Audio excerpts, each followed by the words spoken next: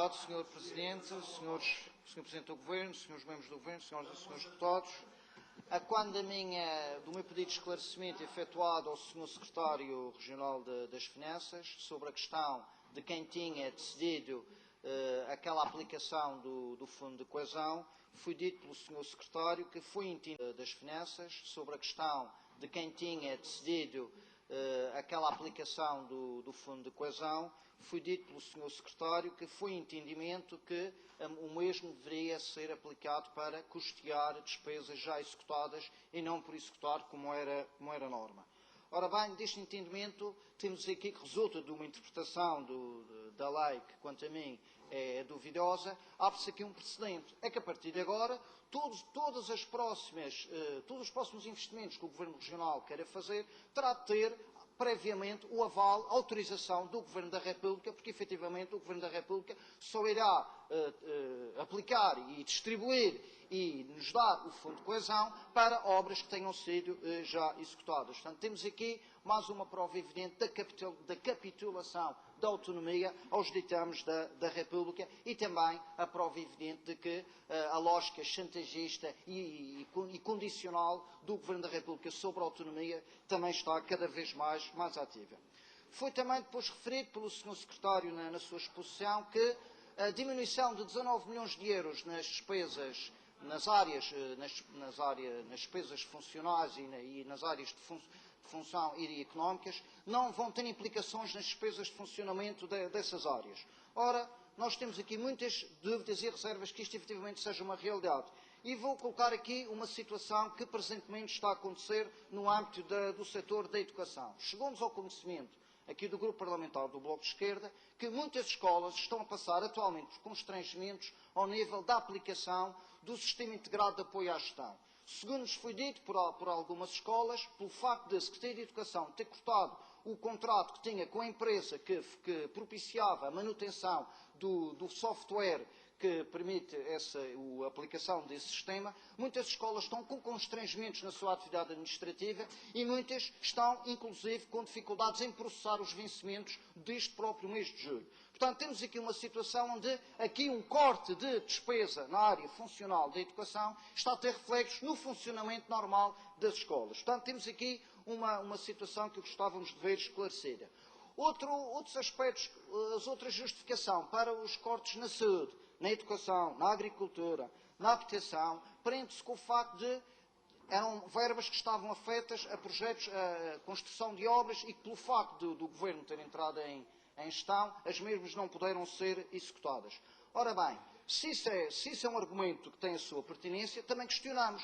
Mas então essas mesmas verbas não poderiam ser dentro das mesmas áreas ser afetadas para investimento imaterial, para a superação de carências dentro das mesmas áreas e não unicamente para a conclusão das obras. Por exemplo, na saúde, foi recentemente notícia de que as listas de espera para as cirurgias estão a aumentar cada vez mais. Então, este acréscimo de verba que não vai ser canalizado para a construção de centros de saúde não poderia ser afeto para uma redução das listas de espera com um investimento adicional num programa extraordinário de cirurgias. No caso da habitação, foi referido que a descida de 11 milhões prende-se com a não afetação da verba para a canalização das ribeiras. E então, com as carências que existem em termos de habitação, com a quantidade de agregados familiares que estão inscritos no Instituto de Habitação da Madeira, então esses 11 milhões de euros não poderiam ser reafetados para a construção de habitação social. Portanto, nada impedia, nada obrigava que estas verbas fossem retiradas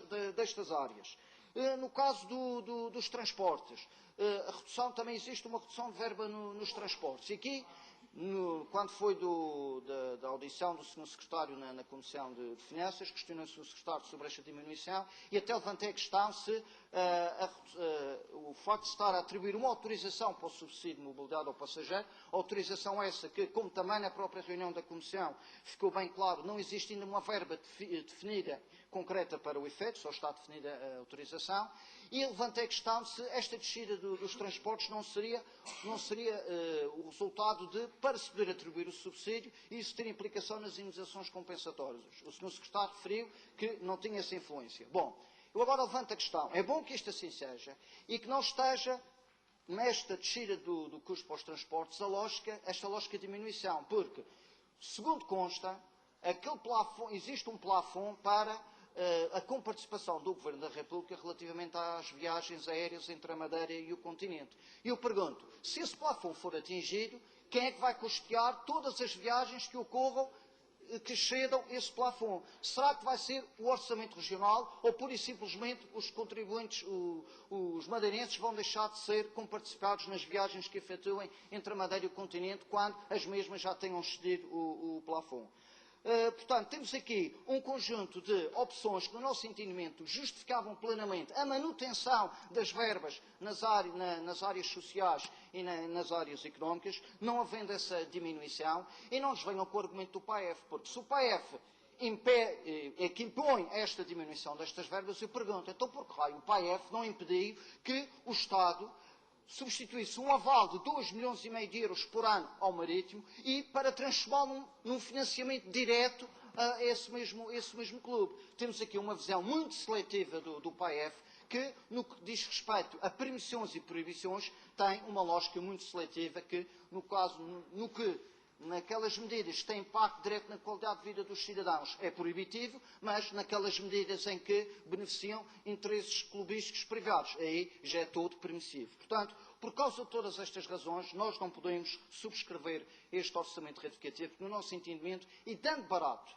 que o Fundo de Coesão, com os 39 milhões de euros, sejam aplicados em dívida comercial, dando barato isso, nós não aceitamos esta descida de 19 milhões nas áreas sociais, nas áreas económicas, porque, efetivamente, como já demonstrei aqui, essas verbas poderiam continuar alocadas a essas áreas e ser aplicadas de outra forma, não através do investimento material, mas de investimento imaterial, no sentido de ir ao encontro das necessidades da população. E, portanto, por causa disso, vamos votar contra esta retificação, porque, efetivamente, esta retificação, ao contrário do que tanta renovação apregoada diz, não vem consolidar as medidas austeritárias, mas, no nosso entendimento, reforçar e aprofundar e agravar as mesmas em detrimento e agravando dessa maneira a qualidade de vida dos nossos cidadãos. Muito obrigado.